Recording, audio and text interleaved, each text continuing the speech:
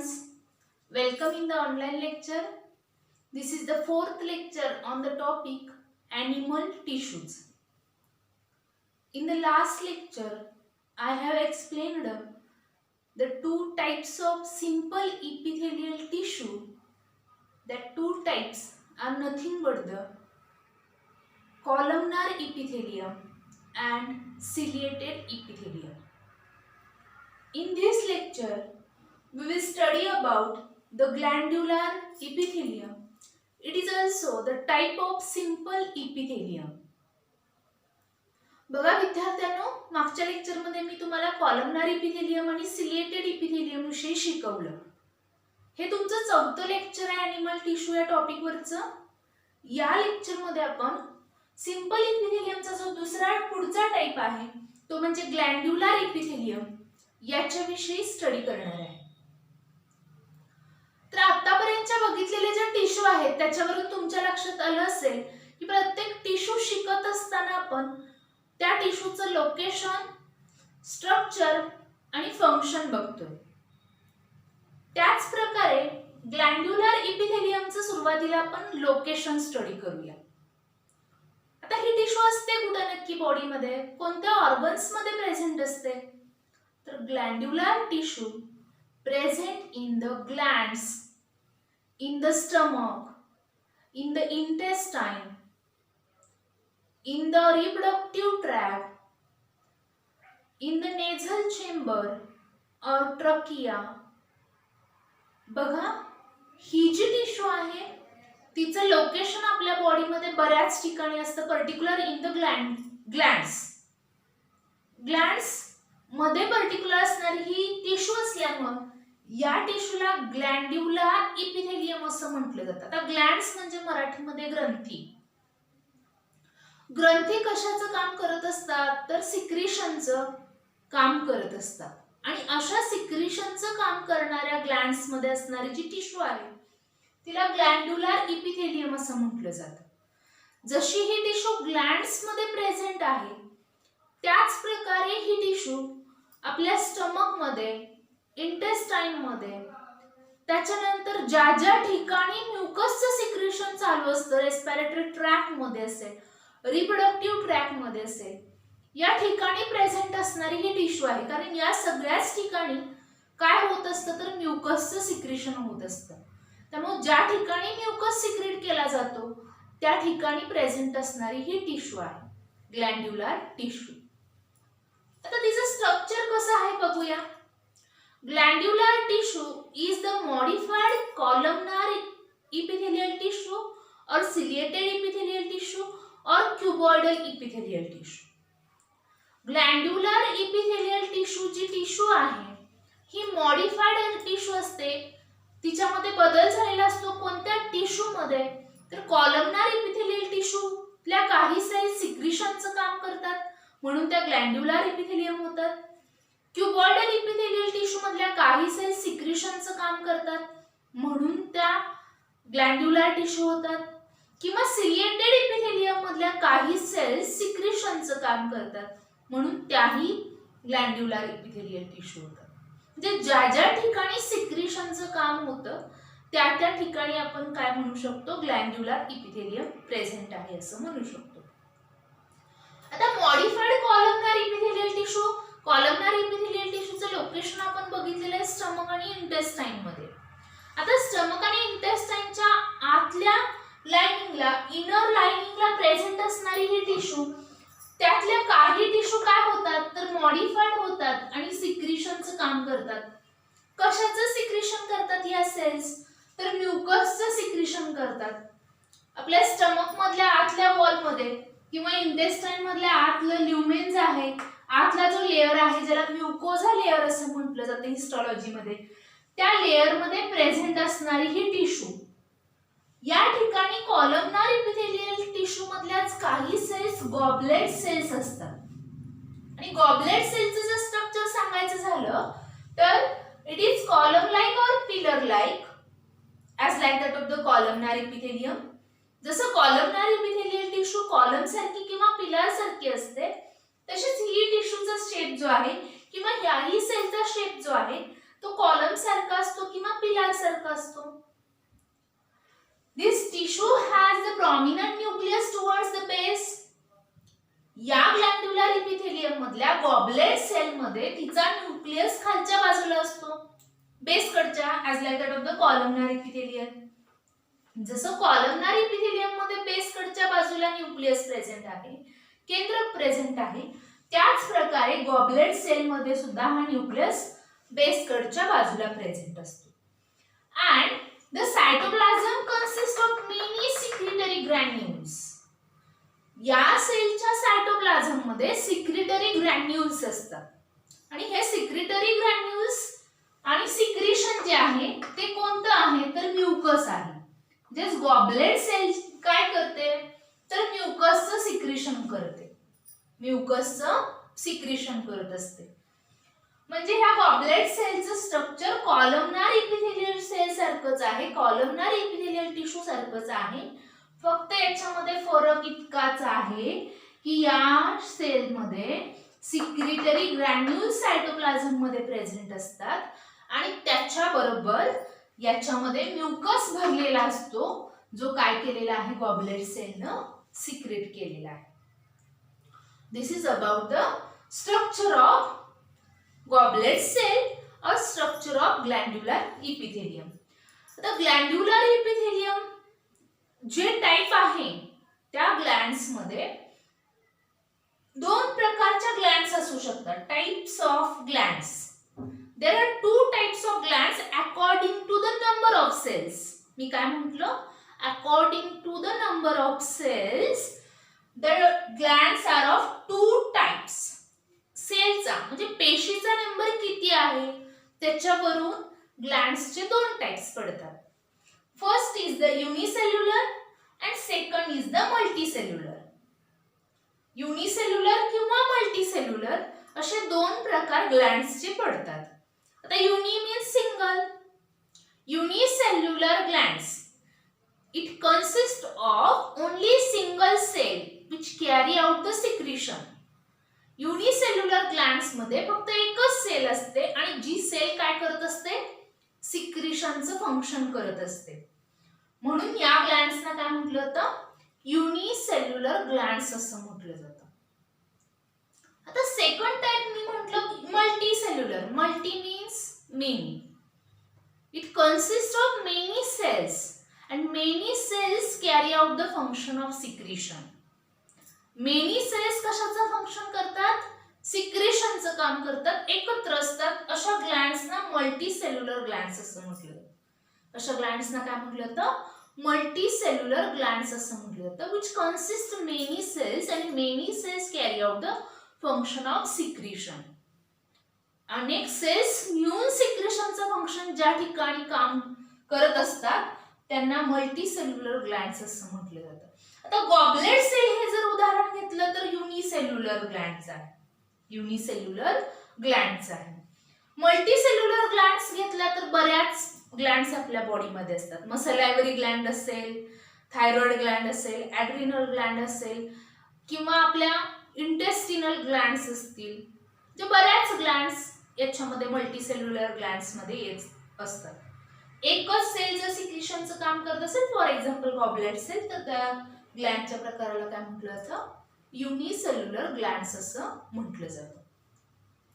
आता ग्लँड्स कोणत्या प्रकारचं सिक्रिशन करतात आणि त्यांचं स्ट्रक्चर कसं आहे त्याच्यावरून त्यांचे दोन टाइप्स पडतात. There are two types of multicellular glands, that is exocrine gland and endocrine gland.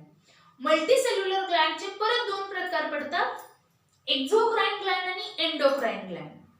आता एक्झोक्राइन आणि एंडोक्राइन मध्ये काय डिफरन्स आहे हे बघूया आपण. The difference between the exocrine gland and endocrine gland. Exocrine gland मध्ये आणि एंडोक्राइन ग्लँड मध्ये असणारा फरक बघूया आपण. पहिल्यांदा एक्झोक्राइन ग्लँड मध्ये काय वैशिष्ट्य असतं सांगता. The exocrine glands have the ducts, वाहिन्या असणारी ग्रंथी. त्या ग्रंथीला एक्झोक्राइन ग्लँड्स असं म्हटलं जातं. The exocrine glands have the ducts and with the help of ducts it can pour their secretion into the target organ. या ज्या ग्रंथी असतात एक्झोक्राइन ग्लॅंड ज्यांना म्हटलं जातं त्यांना वाहिन्या असतात, डक्ट असतात आणि या डक्टच्या साह्यानं त्यांचं जे सिक्रेशन आहे ते सिक्रेशन त्या टार्गेट ऑर्गन मध्ये पोअर करत असतात, सोडत असतात. अशा ग्लॅंड्सना एक्झोक्राइन ग्लॅंड्स असं म्हटलं जातं. सेकंड टाइप आहे endocrine ग्लॅंड्स. The endocrine glands are the glands which does not have the ducts. अशा ग्रंथी की ज्यांना वाहिन्या असत नाहीत, डक्ट्स असत नाहीत, अशा ग्रंथींना एक्झोक्राइन ग्लॅंड्स असं म्हटलं जातं. एक्झोक्राइन ग्लॅंड्स does not have the ducts. They pour their secretion into the blood. त्यांचं जे सिक्रेशन आहे, त्यांनी स्त्रवलेला जो पदार्थ आहे तो त्या ब्लड मध्ये, रक्तामध्ये सोडत असतात. म्हणजे त्यांना वाहिन्या नाहीत. अशा ग्रंथींना एंडोक्राइन ग्लॅंड्स असं म्हटलं जातं. This is the first difference between the exocrine and endocrine gland. कोणता सांगितला difference? Exocrine glands have ducts, endocrine glands are ductless glands. Exocrine glands pour their secretion with the help of ducts into the target organ, but endocrine glands pour their secretion directly into the blood, and through blood it can reach up to the target organ. आणि ब्लडच्या साह्यानं हे secretion target organ पर्यंत पोहोचत असतं. इथं काय वाहिन्या नाहीत. आता दुसरा डिफरन्स आणखी काय आहे एक्झोक्राइन आणि एंडोक्राइन ग्लॅंड्स मध्ये? तर exocrine glands always secrets the enzymes. Exocrine glands नेहमी एन्झाइम सिक्रेट करतात. आता एन्झाइम म्हणजे काय सांगते? Enzymes are nothing but the bio catalyst. आता कॅटॅलिस्ट म्हणजे उत्प्रेरक. उत्प्रेरक काय करतात, कोणतं काम करत असतात? तर catalyst increases the rate of reaction but it does not take part in the reaction. Catalyst रिॲक्शनचा रेट वाढवतात पण रिॲक्शन मध्ये भाग घेत नाहीत. अशा केमिकल्सना कॅटॅलिस्ट म्हणजेच उत्प्रेरक असं म्हटलं जातं. आणि अशी जर कॅटॅलिस्ट लिव्हिंग ऑर्गॅनिझम मध्ये प्रेझेंट असतील तर त्यांना एन्झाइम्स असं म्हटलं जातं. म्हणून मी म्हटलं एन्झाइम्स आर द बायोकॅटॅलिस्ट. एन्झाइम्स ही बायोकॅटॅलिस्ट आहे.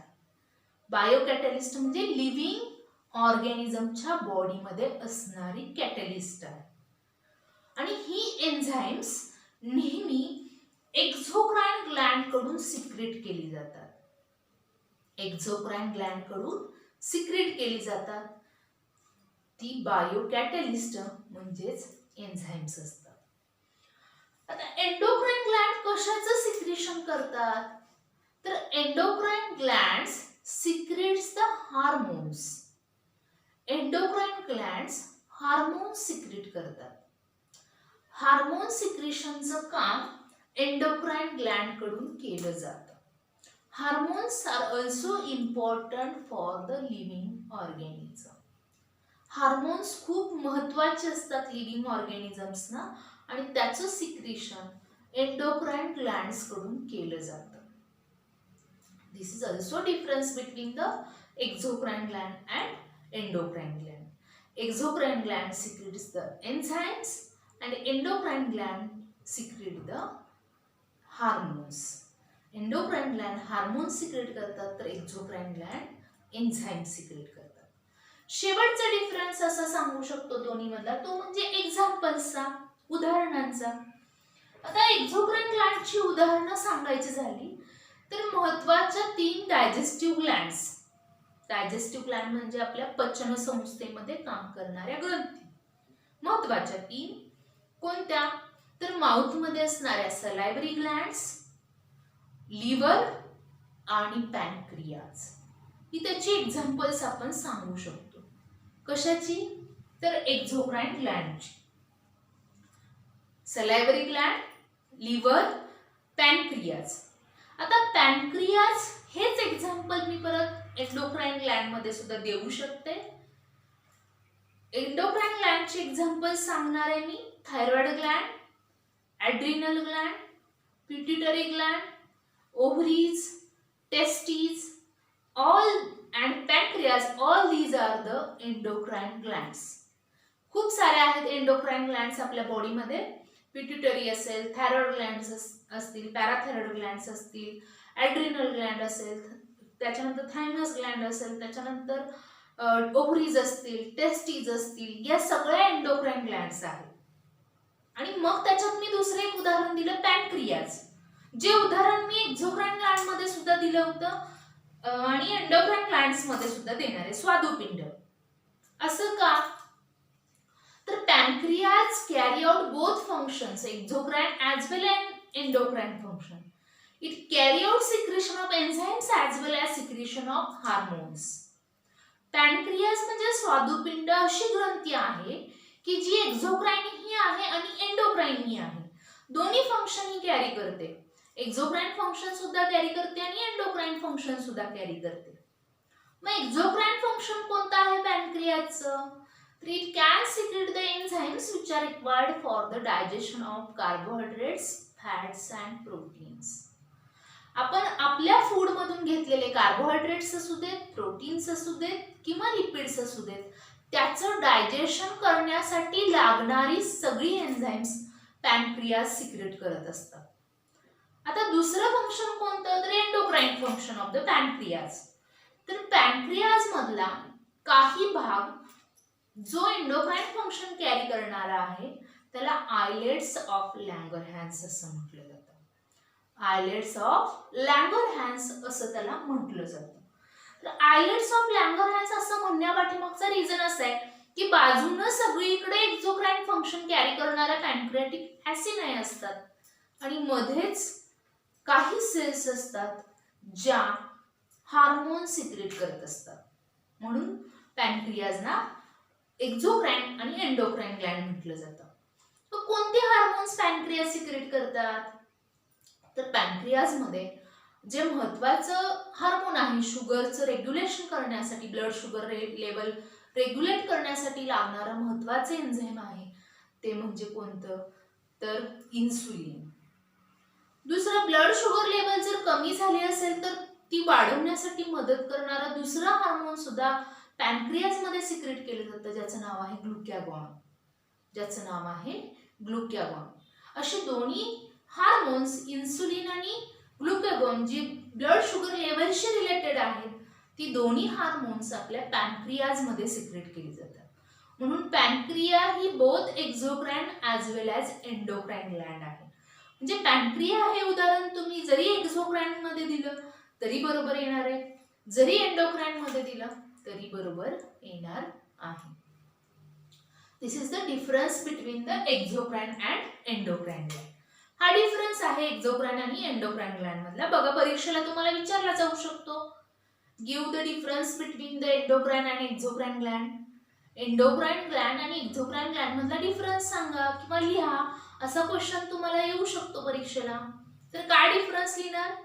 एक डिफरन्स लिहिण्यासाठी हाफ मार्क असतो. काय डिफरन्स आहे दोन्ही मधला? तर first difference, exocrine glands are the glands which have the ducts. ज्यांना वाहिन्या असतात त्या ग्रंथींना एक्झोक्राइन ग्लँड्स म्हटलं जातं. The endocrine glands are the glands which does not have ducts. अशा ग्रंथी की ज्यांना वाहिन्या असत नाहीत.